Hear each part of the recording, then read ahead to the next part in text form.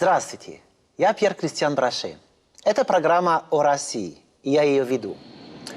Сегодня перенесемся в Чувашию и будем говорить о праздниках и обрядах Чувашии. У нас сегодня в гостях Николай Иванович Егоров. Он доктор филологических наук, ведущий научный сотрудник Чувашского государственного института гуманитарных наук. Николай Иванович, добрый день. Давайте сразу посмотрим фрагмент нашего фильма. Когда мне исполнилось 40 лет, ко мне в гости пришли мои племянники. Они оба учатся в университете, а друг друга не знают. Я говорю, шучу, вы, наверное, я говорю, наступайте, не извиняйтесь, а вы-то на одном дереве должны. Они говорят, как на одном дереве? Я говорю, вот так на одном дереве. У нас же, мы говорим, что мы из одного корня, мы на одной ветке сидим. Вот так вот в народе говорят. Наши предки были язычниками. Когда новый ребенок новый рождался, они говорили, у нас новая птица прилетела. Вот это вот Жачева, это деда по папе, а это Яичников маме. И чтобы было понятно, я нарисовала два силуэта. Вот это вот, вы уже видите, это мужчина, это женщина. Наши дети желтым, внуки наши этот самый белым. Вот чтобы это было понятно. И вот здесь вот вы видите, птицы смотрят друг на друга. Я хотела, чтобы большая семья жила в дружбе, в согласии. Ну вот, наша героиня прекрасно говорит о том, что надо знать свои корни. Я абсолютно согласен с этим. А вообще, где лежат корни Чувашии? Корни современного чувашского народа лежат в глубинах истории.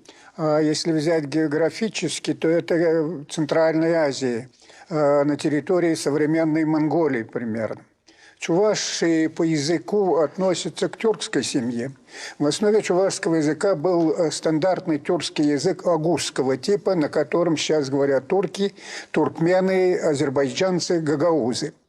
Из Монголии они двигаются все-таки... Нет, это все происходило на территории Монголии. Причиной послужил, скорее всего, климатический сдвиг.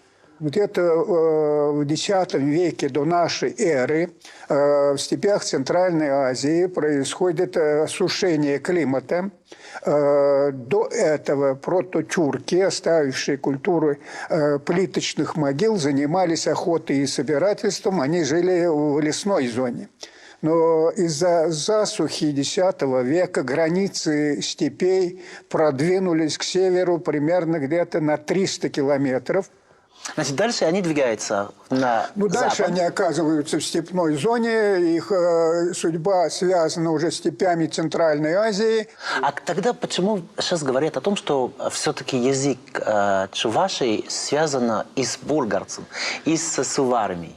Вот эти племена агурской группы бытность свою на территории современной Казахстана и Средней Азии объединились в большую конфедерацию, получившую название Союза Анагуров.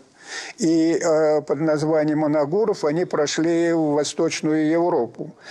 Политически их можно назвать Чумну, а этнически Агурами. А когда появится тогда на территории Чувашии среди этих племен возникают уже на Северном Кавказе, в степях Юго-Восточной Европы булгары.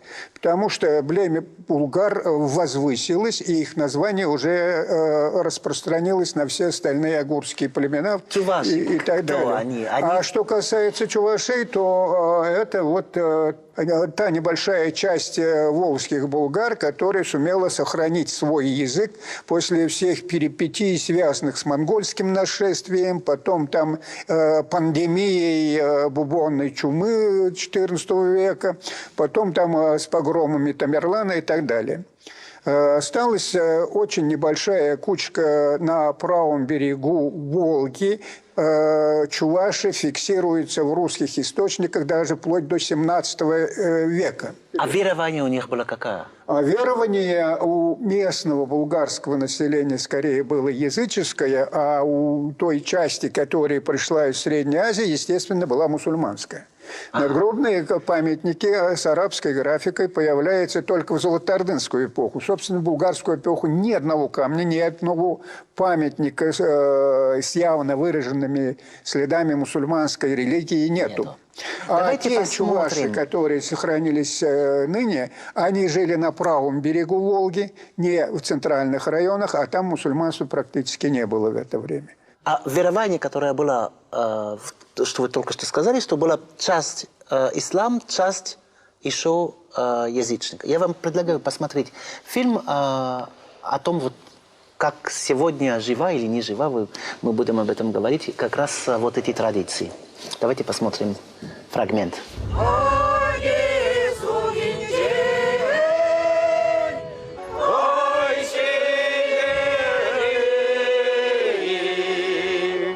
Эй, шульди тура! Эй, шульди пюлюще! Бире, паян! Абаш шиннызене! Шакпалы гуменче! Абаш илеме уменче! Пысык эсь пуслама! Выховат пар заморче! Сире баян! Абатпа занатпар!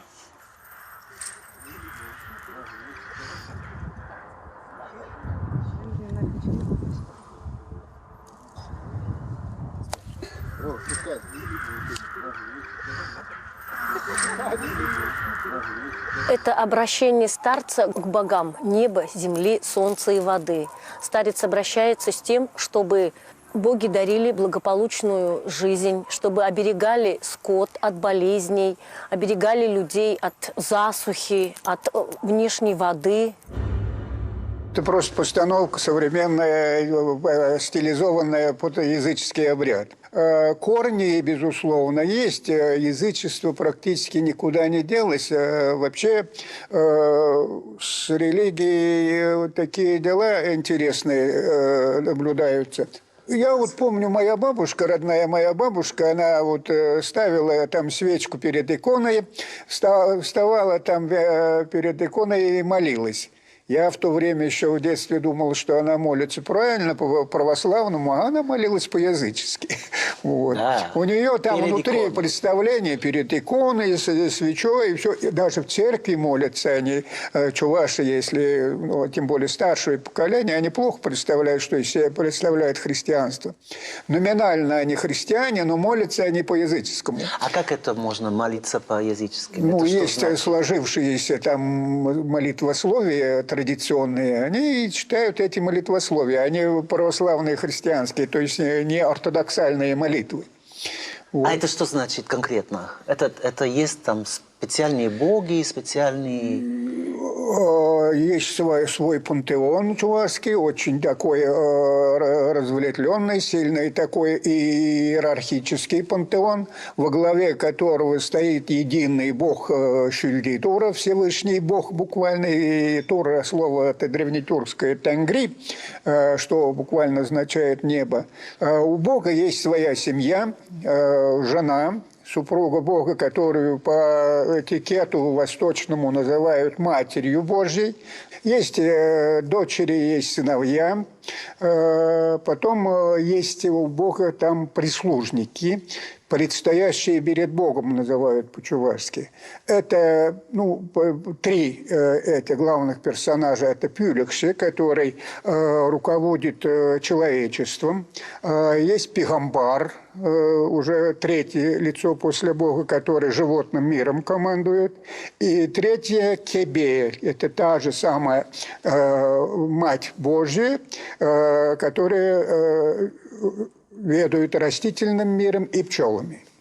Вот это пантеон. А при них есть еще свои там помощники, прислужники и так далее. А такой обряд еще существует? Потому что вы сказали, что вот то, что мы смотрели, это новый дель или там... Ну, сейчас практически то, даже у тех чувашей, которые сохранили языческие обряды, очень такие рудиментарные отголоски только сохранились. Они себя называют язычниками, проводят обряды свои, но очень в таком стяженном виде. Вот большое жертвоприношение летнее, там, в период летнего солнцестояния, солнцестояние проводили. Там праздник Шинже называется.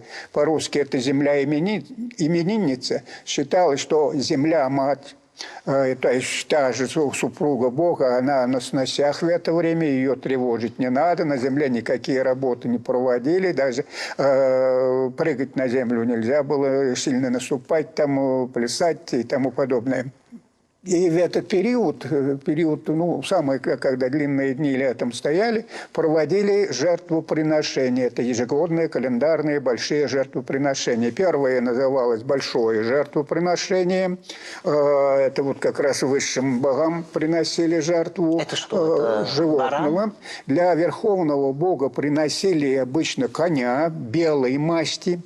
И для злых духов, для демонов, для демонологии своей, там приносили в жертву или черного быка, или по некоторым там данным черного жеребца тоже. Ну и мало меньше там крупный рогатый скот, потом мелкий рогатый скот и вплоть до птицы. Давайте посмотрим еще один фрагмент фильма, и вы очень хотели слышать ваши комментарии.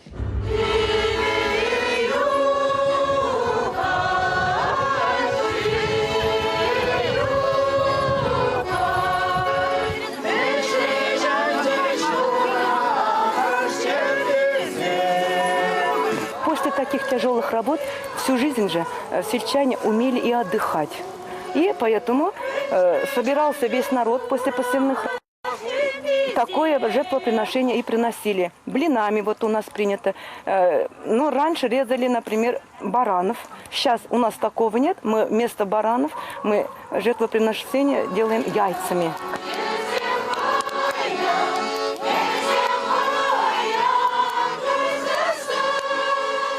На огонь льется пиво, чтобы изгнать злых духов. Нужно загадывать желания, самые сокровенные, и на вот эти раскаленные камни льется пиво. И наше пиво, оно не хмельное, не такое, как вот магазинное.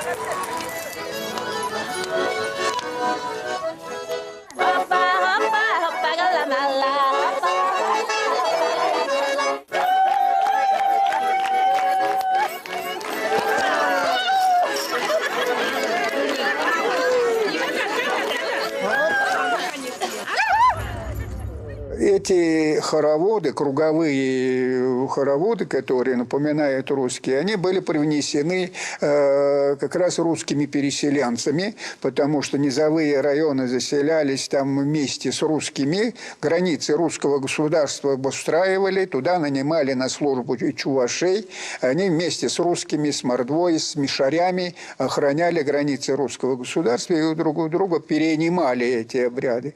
Костры еще зажигались весной, в период весеннего равноденствия, когда праздновали Новый год, весенний Новый год, где-то в конце марта, вот тогда жгли где-то на западе деревни, жгли костры, там сжигали старые вещи, обычно набирали в течение года старые лапти, и люди ходили на кладбище, поминали предков, оттуда возвращались, перепрыгивали через эти костры и приходили домой, и уже утром, к утру это было, и наступал уже, собственно, Новый год. А прыгать над костер – это какая-то форма очищения? Это очищение от злых да? духов, от тех, вот, которые они шли на кладбище, и там на кладбище общались с злыми духами, да еще лапти сжигали. Почему? Таких от сглаза, от дурного сглаза вешали. Там вот дурные духи собирались, их так увозили, и там сжигали все это. А скажите, освобождались это от всего это 19 век? Это уже продлилось там в 20 веке или нету? Это в начале 20 века это все было. Это еще. было, да? Было. А до какого года? До военного времени было. А местами вот жертвоприношения, правда, не такие уже массивные, массовые, как в старину, а да, небольшие, от бездождя, они до сих пор совершаются местами. Правда, это совершается немножко тайком, негласно. Вот прошлом году была у нас засуха большая, и там во многих местах это старики там небольшими группами проводили этот обряд. Правда, там уже скот большой не резали, большей частью ограничивались, может, птицей, варили в котле кашу и так далее, и совершали молитву. На самом деле я имел честь как раз побывать сам в Чувашии и встретиться с людьми, которые действительно очень сильно болеют и хотят просто развивать все эти традиции. Я вам предлагаю посмотреть как раз маленький эпизод, когда нам показывали, как выглядит такой достаточно симпатичный праздник, связанный с пивом. Нас сегодня пригласила группа Кашал. Мы находимся недалеко от Чебоксарей, и здесь происходит, можно назвать, возрождение просто традиций, которые потихонечку исчезли, и благодаря этого ансамбля эти традиции возрождаются. Мы сегодня увидим вот этот праздник «Осеннее пиво», и это такой достаточно важный праздник, который происходит как раз и осенью.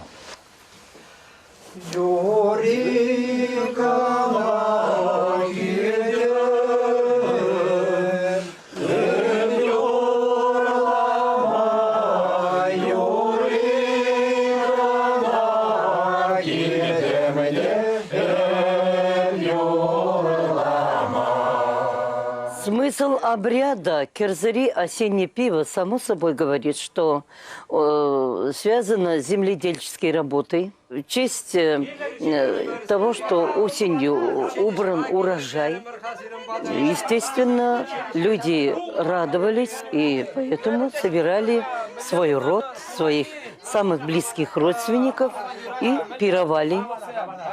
Родственники собираются к самому старшему в гости.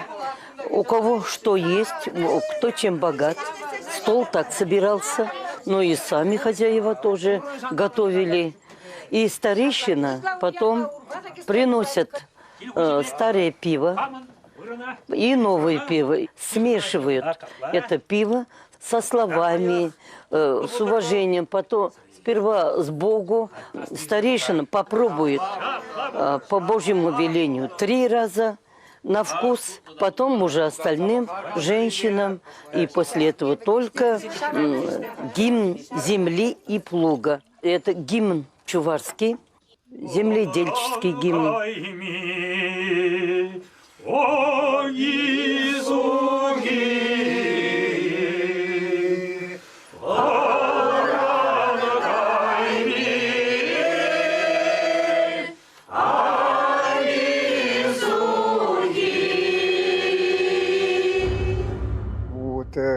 Расскажите про пиво. То, что вот сейчас показывали, это скорее чуклеме. Осеннее пиво – это тот же самый праздник, немножко, только другой фрагмент этого праздника. Осенним пивом называлась та часть этого торжества, которая была посвящена поминанию усопших предков.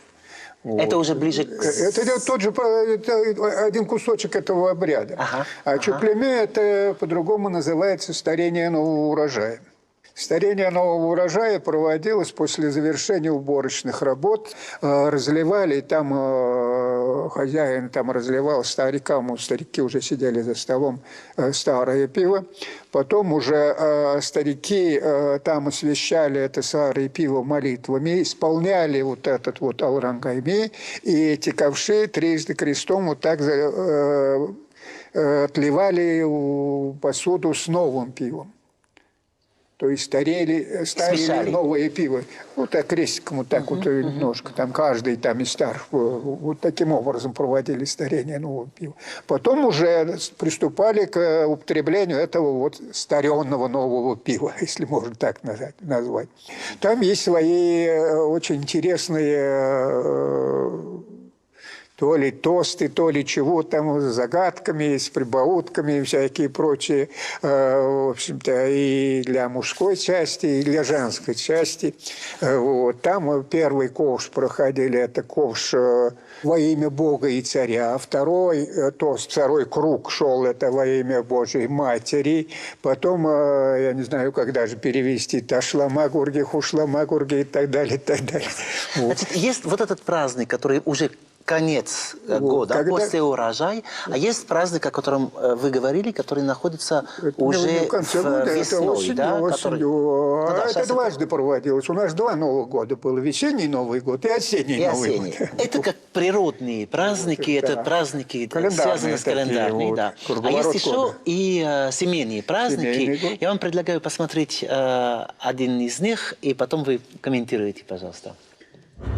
Беречек она, беречек, ай берелегень, беречек она, беречек берелегень, ай-яй-юр, ай-яй-яй-юр.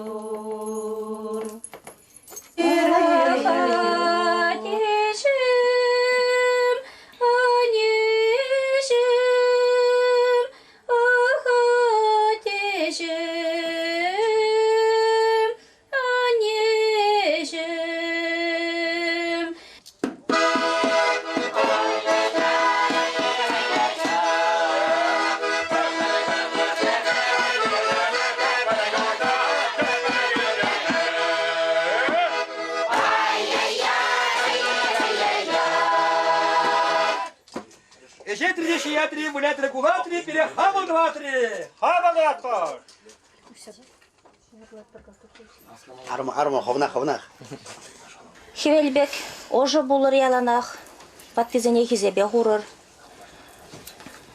Пил булдыр зиря жазым. Пил зиря. Пил кши барам зиря бурдак. Вады зане хизебе хурыр. Килен гаяна килях тейер. Каягана узатма білір. Ялана хивелбек ожа булыр. Пил зиря жазым.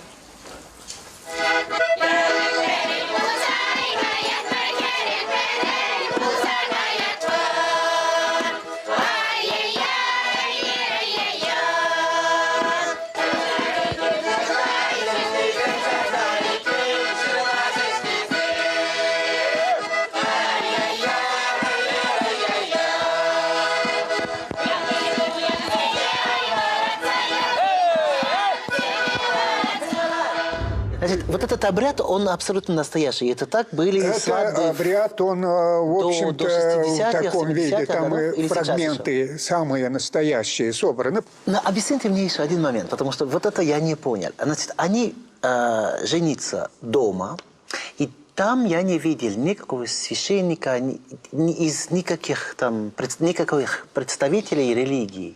Или есть кто-то, кто из этих женщин, которые у нас, в общем-то, с деньгами что-то дадут? Там, жрецов как таковых, сословия жрецов в язычестве такому не было. Свадьба, она проводилась как санкционирование брака, общественное санкционирование брака, сам весь обряд, а санкционировал брак не батюшка там или где-то там не представители власти, а все общество. Поэтому на свадьбу собирался весь народ. Там не только родственники, а все. Любой житель деревни все были свидетели, что они женились на свадьбе. Вот это буквально такое всеобщее санкционирование брака молодых и пожелание им счастливой супружеской жизни. И поэтому, видимо, наверное, разводов как таковых вообще не было, понятия такого не было. Как это можно развестись, еще вот на моей памяти не было. Я не могу, допустим, себе представить, как это разводиться. Я никогда не позволю, мои дети тоже не разведутся никогда. У нас нет такого понятия. Ну вот вы достаточно такой тоже оптимист, когда вы смотрите, что сейчас происходит, а что будет через 100 лет? Я так далеко загадывать не могу. Меня очень беспокоит судьба своего чувашского родного народа, потому что по данным вот последних переписей за последние 20 лет мы потеряли 500 000 чувашей. Это четверть населения. Это депопуляция только. А деэтнизация, то есть потеря культуры, это страшное. Мало чего мы знаем. Вот мы пытаемся сейчас, народ сам по себе пытается стихийно установить свои традиционные обряды, но уже подзабыли. Сегодня мы побывали там, где живут чуваши. И Николай Иванович нам очень серьезно, очень глубоко рассказывал, как вообще возрождается традиции и культуру в этом регионе. И если вы также изучаете свой народ в вашем регионе, и у вас есть много фильмов, много фотографий, тогда мы вас ждем в студию. Au revoir, до скорой встречи.